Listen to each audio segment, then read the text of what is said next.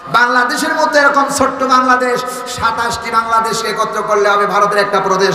ভারতের এরকম 27টি বাংলা ভারতকে প্রদেশ একত্র করলে হবে আমেরিকার একটা প্রদেশ। এরকম 228টি কম বেশি রাষ্ট্র, 195টি রাষ্ট্র স্বাধীন, আর বাকি এখন স্বাধীনই হয় নাই।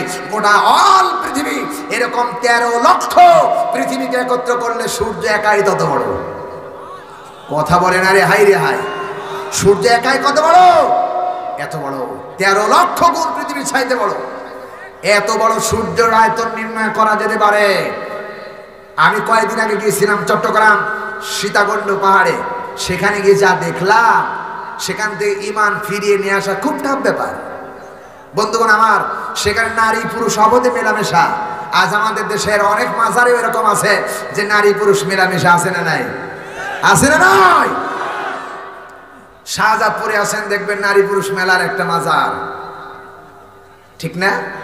সেখানে নারী পুরুষ যায়, খাসি নিয়ে যায়, এরপরে তাবারক রান্না করা হয়, সেগুলো বাবার মাজারের নামে রান্না করে খাবার হয়। শিরকে আকবার, শিরকে আকবার।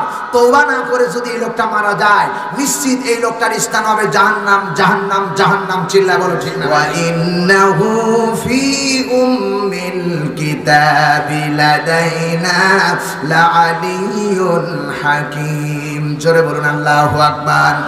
আল্লাহ তাআলা বলতেছেন সূরা যুখরাফ 43 নম্বর সূরা 25 নম্বর পারা প্রথম নাম্বার রুকুর 4 নম্বর আয়াতে কারিমা আল্লাহ তাআলা বলতেছেন, বান্দারে শুনে রাখো, ওয়া ইন্নাহু ফি উম্মিল কিতাব।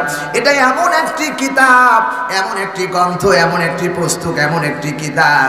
আমার বন্ধুগণ, এমবিবিএস এর ডাক্তার কোন সময় জ্ঞানের অভাবে তিনি প্রেসক্রিপশন করতে গিয়ে জ্বরের ওষুধ না লিখতে গিয়ে অন্য ওষুধ লিখতে পারে, পারে কি পারে না? প্রিয় ভাই, সব পারে। এরপরে আমার ভাইরা, ইঞ্জিনিয়ার কোন ঘরে ড্রয়িং করতে গিয়ে তার জ্ঞানের অভাবে ভুল সিদ্ধান্তে ড্রয়িং করতে পারে। একজন কাঠ মিস্ত্রি বিন করতে গিয়ে, আমার বন্ধুগণ, প্রিন্ট মারতে গিয়ে বেনের অভাবের কারণে সে ভুল সিদ্ধান্ত গ্রহণ করতে পারে। কিন্তু আল্লাহ তাআলা বলতেছেন, এটা এমন কিতাব, এই কিতাবের কাছে যদি কোনো মানুষ ফতোয়া চায়, আল্লাহ তাআলা বলতেছেন লাদাইনা লাআলিয়ুন হাকীম। এটা এমন জ্ঞানী কিতাব, কোন সময় আপনাকে ফতোয়া দিতে ভুল করবে না, কারণ এটা জ্ঞানে পরিপূর্ণ কিতাব। চিল্লায় বলেন ঠিক কিনা? সব কিতাবের শ্রেষ্ঠ কিতাব কোরআনে কারীম। আমার ভাইয়েরা, ফতোয়া চাইলেন, যে ফতোয়া দরকার সেই ফতোয়া আপনাকে দিয়ে দিবে, যা দরকার সেটাই আল্লাহর কোরআনে কারীম দিতে পারে। এই জন্য আল্লাহ তাআলা বলতেছেন, এটা জ্ঞানে পরিপূর্ণ একটা কিতাব। জোরে বলুন সুবহানাল্লাহ। আমার ভাইয়েরা, এরপরে এই কোরআনুল কারীমকে যদি আবার বলা যায়, ও কোরআনে কারীম, তুমি আমাদেরকে জবাব দিয়ে দাও, তুমি কেমন কিতাব, আমাদেরকে জবাব দিয়ে দাও। আল্লাহ তাআলা বলতেছেন, আলহামদুলিল্লাহিল্লাযী আনজালা আলা আবদিহিল কিতাবা ওয়া লাম ইয়াজআল লাহু ইওয়াজা। আল্লাহ রাব্বুল আলামিন বলেন, এই কোরআন এমন একটি কিতাব, এমন একটি গ্রন্থ, এমন একটি কিতাব, যা বলে আপনাকে যা বলে। আমি মাওলানা শাহাদাত হোসেন বাড়ি স্বার্থের জন্য ঘোরায় ফিরায় কথা বলতে পারি, এবং হসপিটালের বেডে গিয়ে বিভিন্ন কথা বলতে পারি, কাঠ গড়ায় দাঁড়িয়ে বাঁচার জন্য ঘোরায় ফিরায় করতে বলতে পারি। কিন্তু কোরআনে কারীম এমন কিতাব, যা জিজ্ঞেস করবেন সরাসরি ডাইরেক্ট কথা বলবে। আল্লাহু আকবার। কে বলতেছেন? আরো জোরে বলুন, কে বলতেছেন? আল্লাহ তাআলা বলতেছেন, ওয়ালাম ইয়াজআল লাহু ইওয়াজা। ডাইরেক্ট সরাসরি কথা বলেন, সোজা করে কথা বলে, এমন কিতাব আল্লাহ রাব্বুল আলামিন আমাদেরকে দান করেছেন। এরপরে আল্লাহ তাআলা অন্যত্র বলেছেন, আরো প্রমাণ দাও তুমি কেমন কিতাব। আল্লাহ তাআলা বললেন, ওয়াল কিতাবিল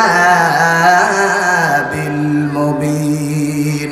রাব্বুল আলামিন কোরআনে কারীমের সূরা দুখান ৪৪ নম্বর সূরা 2 নম্বর পারা 3 নম্বর রুকুর আল্লাহ তাআলা 2 নম্বর আয়াতে কারীমের ভিতরে কথা বলতেছেন, ওয়াল কিতাবিল মুবিন। আমার বন্ধুগণ, আমার ভাষায় জড়তা থাকতে পারে, কথা বলতে গিয়ে ভুল হইতে পারে, কথায় বেঁধে যেতে পারে, থামতে পারে, কিন্তু কোরআনে কারীম বলতেছেন, ওয়াল কিতাবিল মুবিন, যা বলবে স্পষ্ট ভাষায়, দাগ্ধ কণ্ঠে আল্লাহর কোরআনে কারীম কথা বলতে পারে। সুবহানাল্লাহ বলবেন না? প্রিয় ভাই, সব শুধু তাই নাই, এই কোরআনে কারীম যারা তেলাওয়াত করতেছেন, কোরআন কারীম যারা পড়তেছেন, আল্লাহর সাথে তারা যেন ডাইরেক্ট কথা বলতেছেন। সুবহানাল্লাহ। আমার ভাইরা, শুধু তাই নয়, এখানে আল্লাহ রাব্বুল আলামিন কোরআনে কারীমের ভিতরে বর্ণনা করেছেন, এটা এমন একটি কিতাব, এমন একটি মর্যাদা সম্পন্ন কিতাব, হুয়া খায়রুম মিম্মা ইয়াজমাউন। চিল্লায় পড়েন আল্লাহু আকবার, জোরে বলুন। এবার সে ভাইরা বলুন আল্লাহু আকবার। আল্লাহ তাআলা বলতেছেন হুয়া খায়রুম মিম্মা ইয়াজমাউন, এটা এমন কিতাব। আল্লাহ তাআলা বলেন সূরা ইউনূস 10 নাম্বার সূরা 11 নাম্বার পারা 6 নাম্বার উপর 58 নম্বর আয়াতের শেষের অংশ বলছি, কান খাড়া করেন। আল্লাহ রাব্বুল আলামিন বলেন এত বড় কিতাব, আকাশে যা আছে, জমিনের ভিতরে যা আছে, এরপরে সব কিছু তরুলতা নদী নালা সব কিছু একত্র করো, একত্র করে এই দুনিয়ার জন্য কোন কিতাব, এই কিতাবটাকে ওজন করার জন্য সব কিছু এক পাল্লায় দাও। আল্লাহ তাআলা বলতেছেন কোরআনে কারীমের মধ্যে হুয়া খায়রুম, খায়রুম মানে উত্তম, মিম্মা ইয়াজমাউন, গোটা পৃথিবী যা কিছু জমা করেছো তার চাইতে কোরআনে কারীম আল্লাহর কাছে অনেক দামি। আরো আস্তে কন, আস্তে বলে। বাঙালি খুব চালাক, আস্তে বললে জোরে আর জোরে বললে আস্তে। কিন্তু যখন নেতার ব্যাপারে স্লোগান দেওয়া হয় তখন বলে আমার নেতার চরিত্র ফুলের মতো পবিত্র, ঠিক কি না? আবার যেই নেতার ব্যাপারে স্লোগান দেয়, যে নেতা জীবনে কোনোদিন পেশাব করে পায়খানা, পেশাব করে ঢিলাকুলুপ করে না, যে নেতা পেশাব করে পানি নেয় না, সেই নেতার ব্যাপারে কয় আমার নেতার চরিত্র ফুলের মতো চরিত্র। আল্লাহর কসম, একজন নেতার চরিত্র পবিত্র ছিল, উত্তম ছিল, উসওয়াতুন হাসানা ছিল, যার নাম হলো মুহাম্মাদুর রাসূলুল্লাহ সাল্লাল্লাহু আলাইহি ওয়াসাল্লাম। সব নেতার ব্যাপারে ভুল আছে না নাই? আছে না নাই? আচ্ছা বলেন তো, জিয়াউর রহমান জীবনে কোনোদিন মিথ্যা কথা কয় না, এই কথা কি আপনার বিশ্বাসী? একদম নিশ্চিত। তারেক রহমান জীবনে মিথ্যা কথা বলে না, এই কথা কি আপনার বিশ্বাসী? এরপরে মুজিবর আপনার জীবনে কোনোদিন মিথ্যা কথা বলে নাই, এ কথা কি আপনার নিশ্চিত? আমি শাহাদাত হোসেন বাড়িতে কোনোদিন মিথ্যা কথা বলি না, এ কথা কি আপনার নিশ্চিত? না। আমি আপনি মিথ্যা কথা বলতে পারি, কিন্তু শ্রেষ্ঠ নায়ক, শ্রেষ্ঠ নেতা, শ্রেষ্ঠ রাসূল, শ্রেষ্ঠ আম্বিয়া, শ্রেষ্ঠ ইমাম, শ্রেষ্ঠ স্বামী, শ্রেষ্ঠ নানা, শ্রেষ্ঠ বাবা আমার রাসূল জনাবে মুহাম্মদ রাসূলুল্লাহ জীবনেও কোনোদিন মিথ্যা কথা কয় নাই, কাউরে ঠকায় নাই, কারো ঘরের ভিতরে কোনোদিন ঢুকে নাই, কারো ঘরের ভিতরে কোনোদিন অন্যায় করেন নাই।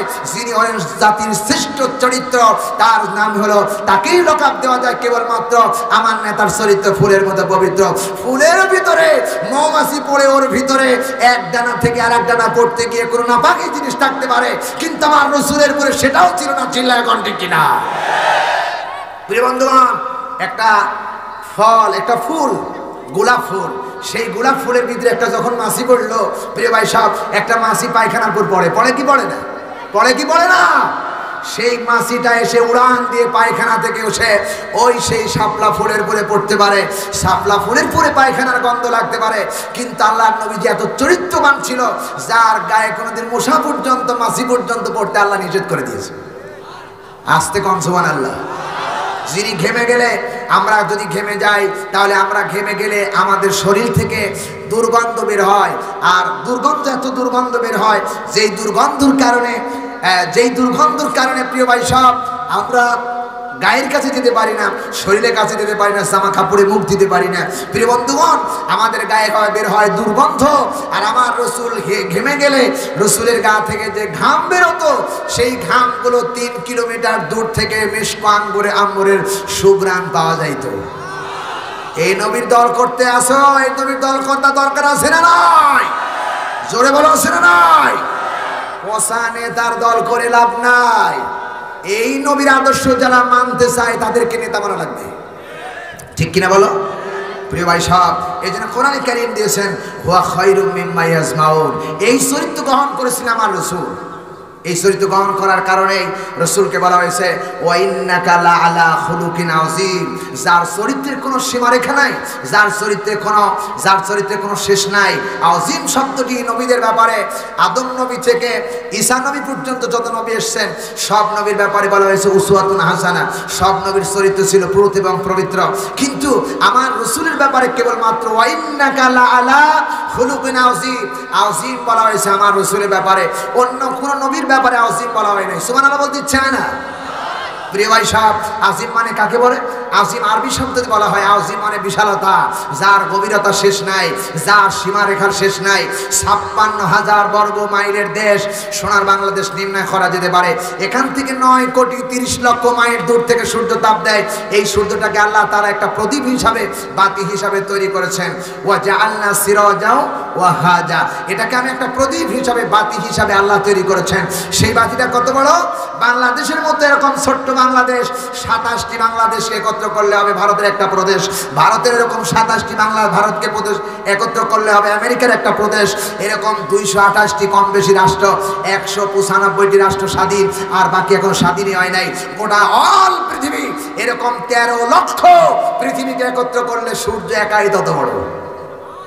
কথা বলে না রে হাই রে হাই, সূর্য একাই কত বড়? এত বড়, ১৩ লক্ষ গুণ পৃথিবীর চাইতে বড়।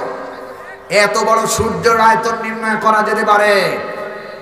আমি কয়েকদিন আগে গিয়েছিলাম চট্টগ্রাম সীতাকুণ্ড পাহাড়ে।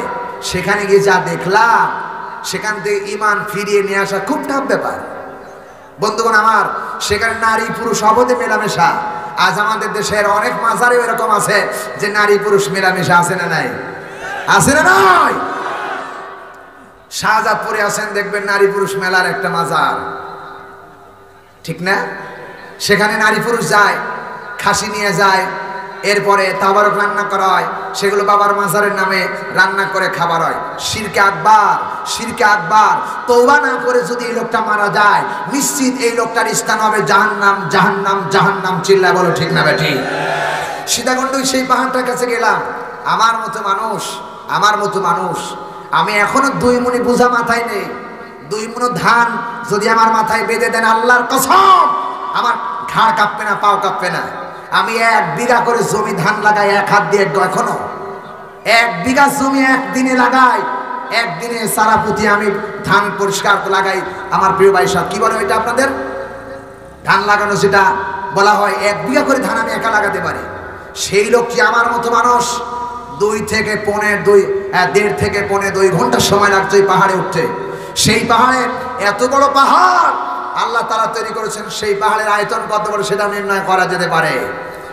আটলান্টিক মহাসাগরের মধ্যে কত পানি আছে সেটা নির্ণয় করা যেতে পারে।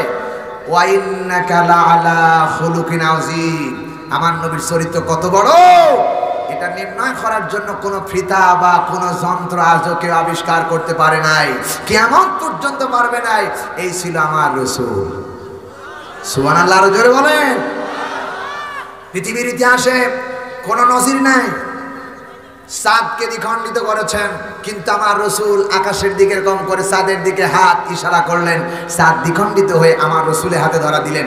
কোনো মনে এসেছেন পাহাড়ের উপর পড়েছেন, সেই পাহাড়ে এখন ফেটে আছে, দেখা যায় মক্কা মদিনায়, সেখানে গেলে